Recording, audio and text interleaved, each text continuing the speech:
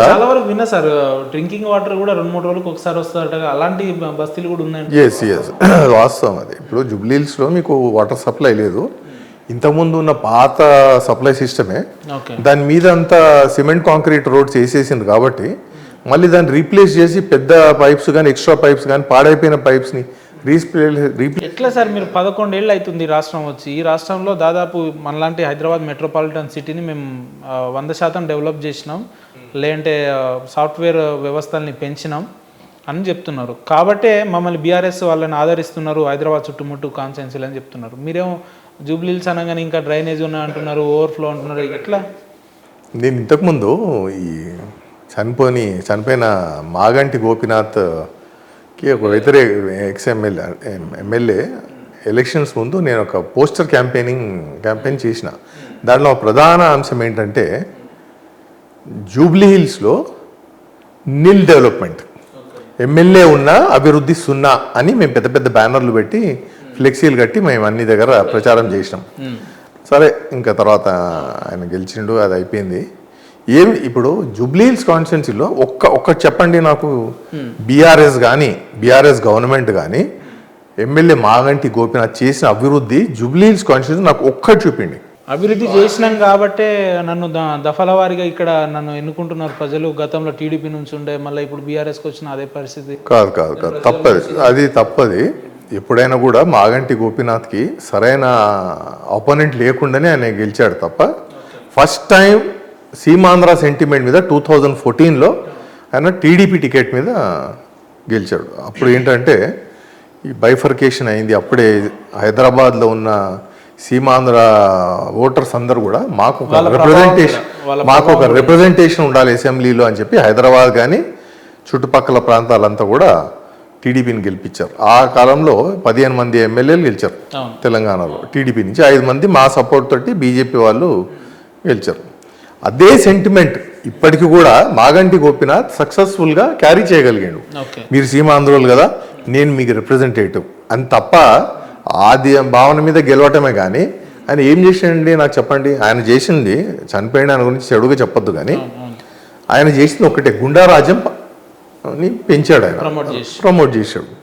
కొంతమంది రౌడీలని, గుండాలని, pick పాకెట్లని, chain స్నాచర్లు అందరినీ ఆయన దగ్గర చేర్చుకొని వాళ్ళతోటి ప్రజలని బెదిరించుకుంటా ఆయన సక్సెస్ అయ్యాడు తప్ప. ఇంకోటి ఏంటంటే ఇది జూబ్లీహిల్స్కి పరిమితం కాదు, ఇది మొత్తం తెలంగాణకి కూడా బీఆర్ఎస్ రూలింగ్ పార్టీ ఉన్నప్పుడు వాళ్ళు పోలీస్ని విపరీతంగా వాడుకొని ఎక్కడైనా కూడా అపోజిషన్ లేకుండా చేసి అపోజిషన్ లీడర్స్ అందరి మీద కేసులు పెట్టడం, ప్రతిపక్షమే ఉండొద్దని. కానీ ఒకటి ఏంటంటే ఇక్కడ మన భారతదేశం ఒక డెమోక్రటిక్ కంట్రీ, మనం ఫాలో అయ్యేది డెమోక్రటిక్ ప్రాసెస్. కానీ తెలంగాణలో కేసీఆర్ కానీ ఆయన బీఆర్ఎస్ ఎమ్మెల్యేస్ అందరూ కూడా ఒక నియంత్రణ పాలన చేసిండు.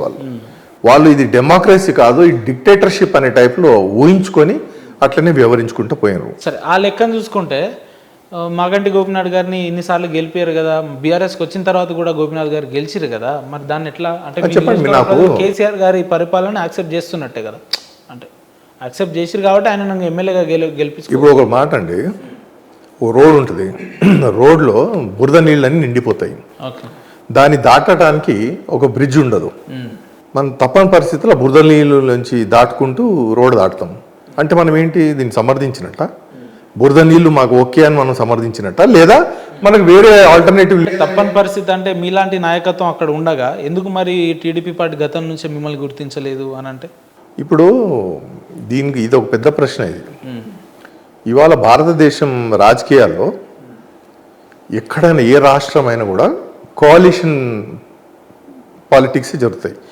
ఇవాళ భారతదేశంలో ఏ స్టేట్ అయినా కానివ్వండి, సెంట్రల్ అయినా కానీ సింగిల్ పార్టీ రూల్ అనేది లేదు. ఇంకా అది గతంలో ఉండేది, ఇప్పుడు లేదు.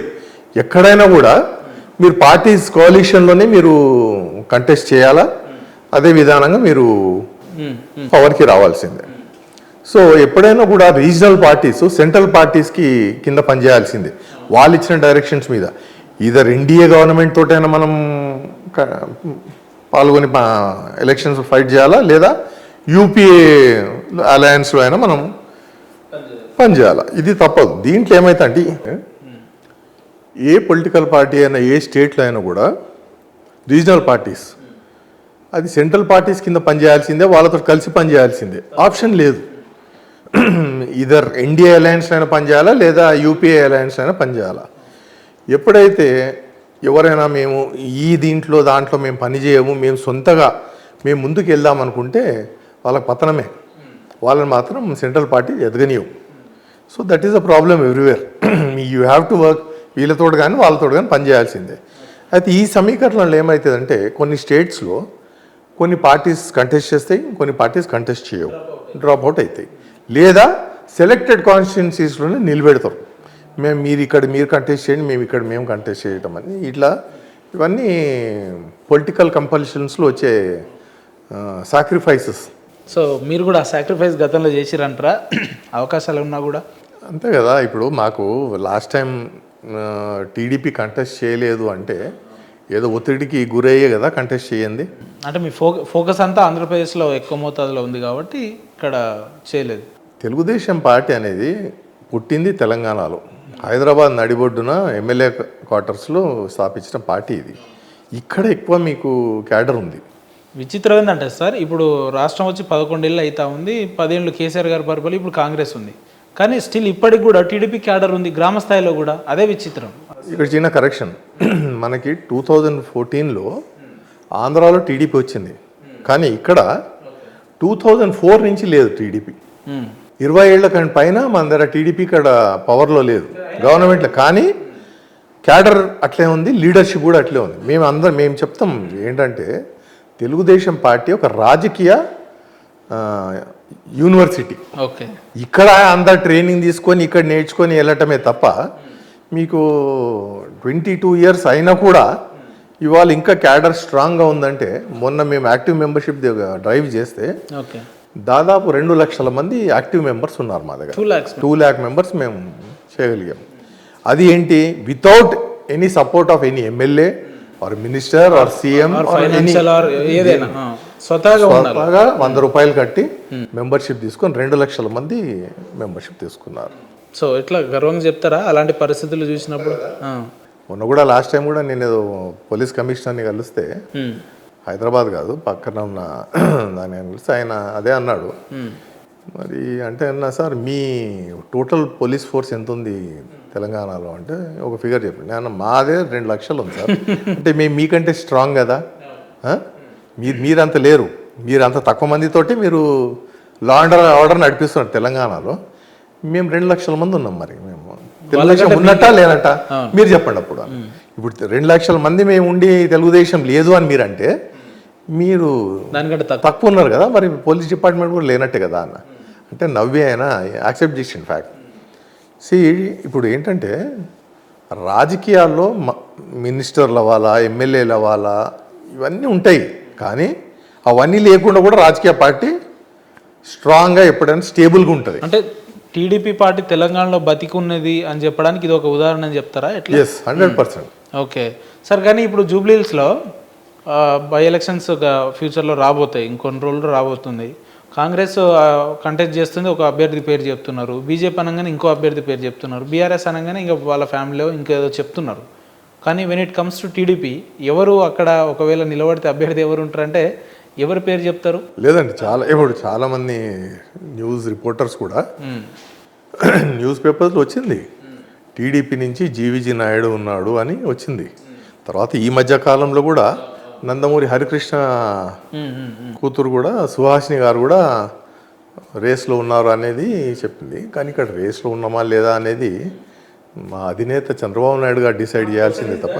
టీడీపీ పార్టీ జూబ్లీహిల్స్లో కంటెస్ట్ చేస్తుందా? సరే, అది అభ్యర్థి మీరా ఇంకోరా అనేది తర్వాత తప్పకుండా. నాకు తెలిసి 80-90% మీరు కంటెస్ట్ చేయడానికి ఎందుకంటే మీరు అక్కడ స్థానికులు, స్థానిక పరిస్థితులు తెలుసు.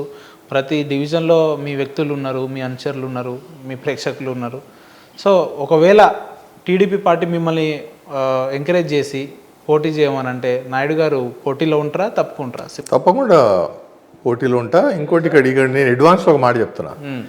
నాకు చంద్రబాబు నాయుడు గారు బీఫామ్ ఇచ్చి కంటెస్ట్ చేయమని చెప్పి ఆయన ఆశీస్సులతోటి నేను కంటెస్ట్ చేస్తా, ఘన విజయం సార్. ఏం సార్ పోటీ చేస్తారా అంటే నా క్వశ్చన్ కంప్లీట్ కాకముందు తప్పకుండా ఉంటా అని చెప్పి అంత కాన్ఫిడెన్స్ ఎక్కడిది? అదే అండి, ఇప్పుడు 2009 నుంచి నేను యాక్టివ్గా ఉన్నారు. యాక్టివ్గా ఉన్నా జూబ్లీ హిల్స్ కాన్స్టిట్యున్సీ. అప్పుడు నేను ఎంఐఎంలో ఉన్నా, 7 సంవత్సరాలు ఎంఐఎంలో ఉన్నా. అప్పటి నుంచి తర్వాత 9 సంవత్సరాలు టీడీపీలో డైరెక్ట్ టీడీపీ ఇంకా. టీడీపీలో వచ్చింది కాబట్టి నా ప్రతి సందులో, ప్రతి కాలనీలో, ప్రతి బస్తీలో నా ఫ్రెండ్స్ ఉన్నారు.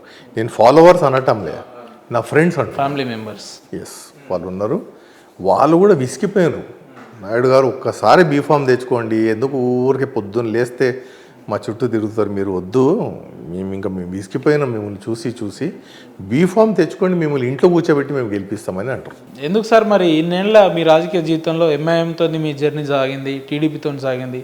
ఈ టీడీపీ సాగే క్రమంలో మీకు ఎన్నో ఆఫర్స్ వచ్చుంటాయి అనుకుంటా కదా, ఇతర పార్టీలు అవి ఇస్తాం, ఇవి ఇస్తాం, ప్రోటోకాల్ ఇస్తాం, పైసలు ఇస్తాం, పదవి ఇస్తాం అని.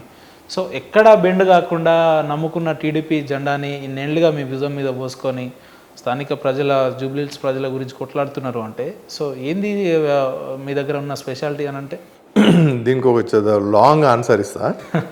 భారతదేశంలో ఒక సామాన్యుడికి రాజకీయంలో పాల్గొనే అవకాశం ఎప్పుడు వచ్చింది?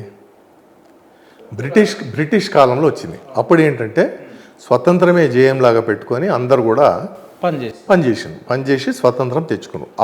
అప్పుడు రాజకీయంలో ఉన్న వాళ్ళంతా కూడా first generation of Indian politicians.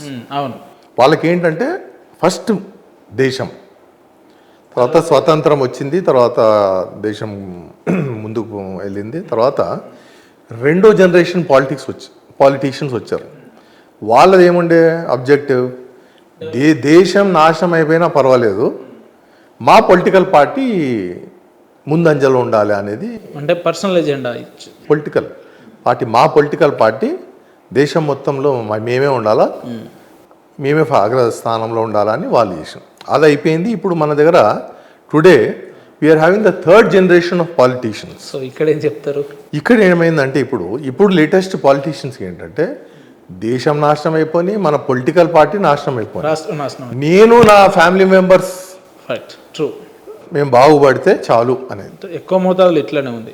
ఇలాంటి పరిస్థితిలో కూడా ఇవాళ తెలుగు వాళ్ళ గురించి ఆలోచించి, తెలుగు వాళ్ళ అభివృద్ధి గురించి ఆలోచించి ఏకైక నాయకుడు ఎవరైనా ఉన్నారు ఈ ప్రపంచంలో అంటే అది చంద్రబాబు నాయుడు. 24 గంటలలో 24 గంటలైన పార్టీ గురించి, తెలుగు వాళ్ళ గురించి, తెలుగు వాళ్ళ అభివృద్ధి గురించి, తెలుగు వాళ్ళు ప్రపంచంలోనే తెలుగు వాళ్ళందరూ నంబర్ 1 స్థానంలో ఉండాలి అనే పని చేసే నాయకుడు చంద్రబాబు నాయుడు. ఆయన ఒక విజనరీ. అప్పుడు ఆయన 2020 విజన్ అంటే అందరు నవ్వినరు, కానీ ఇవాళ అది వాస్తవం కదా, వాస్తవంగా మారింది. అదే విధానంగా ఇప్పుడు 2047 అనే కొత్త విజన్ మీద పనిచేస్తాను. మళ్ళీ అలాంటి లీడర్ దగ్గర పనిచేయడం నా అదృష్టం అనుకుంటా, కానీ నేను ఆయన వదిలేసి వేరే పదవుల కోసమో వేరే పార్టీలలో ఎందుకు వెళ్తా?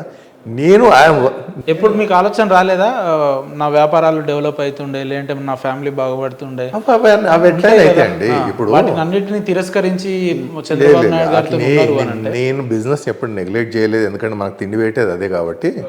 మన ఫ్యామిలీని చూసుకునేది కూడా మన బిజినెస్, ఆ బిజినెస్ ఇన్కమే తప్ప దాన్ని ఎప్పుడు కూడా నెగ్లెక్ట్ చేయలేదు. కానీ I'm proud to be a CBN follower. I'm proud to be a member of the TDP family. ఇవాళ ప్రపంచ స్థాయి నాయకుడు అంటే నా ప్రకారంగా Martin Luther King, Mohan Das Karamchand Gandhi వీళ్ళు కాదు. నా ప్రకారంగా today's world leader is Chandrababu Naidu. ఆయన కింద నేను పని చేస్తున్నా అంటే నేను చాలా గర్వంగా ఫీల్ అవుతా. సార్, ఇతర ముఖ్యమంత్రుల్లో మీరు చూడండి చంద్రబాబు నాయుడు గారిలో ఉన్న ప్రత్యేకత ఏంటంటే, ఒక మాటలో ఏం చెప్తారు? Is a visionary. ఏదైనా కూడా ప్రజలకి భవిష్యత్తుని దృష్టిలో పెట్టుకొని కొత్త సంపాదన సృష్టించే తెలివి, ఆ హార్డ్ వర్క్ కేవలం చంద్రబాబు నాయుడు గారి దగ్గర ఉంది. మీరు ఇప్పుడు చూడండి, ఎంతమంది సీఎంలైనా ఎంతోమంది వచ్చారు, డైనామిక్ అన్నారు, వెల్ ఎడ్యుకేటెడ్ అన్నారు, అయినా కూడా ఈయన ముందు ఫెయిల్ అయిపోయింది. భారతదేశంలో ఎక్కడైనా కూడా ఒక పరిస్థితి ఎట్లుండేదంటే, గుజరాత్ సీఎం నరేంద్ర మోడీ ఉన్నప్పుడు ఆయన హైదరాబాద్కి వచ్చి చంద్రబాబు నాయుడు గారిని అపాయింట్మెంట్ అడిగితే చంద్రబాబు నాయుడు గారు అప్పుడు అంత బిజీ ఉండి ఆయనకి అపాయింట్మెంట్ ఇవ్వలేకపోయాను. ఇవాళ బీజేపీ ఎదిగి ఆయన పిఎం అయింది కాబట్టి ఇవాళ వాళ్ళు రెగ్యులర్ కలుస్తున్నారు. కానీ అంటే మీరు ఊహించండి, గుజరాత్ సీఎంకే అపాయింట్మెంట్ దొరకలేదు ఆంధ్రప్రదేశ్లో ఒకనొక సందర్భం. ఎస్,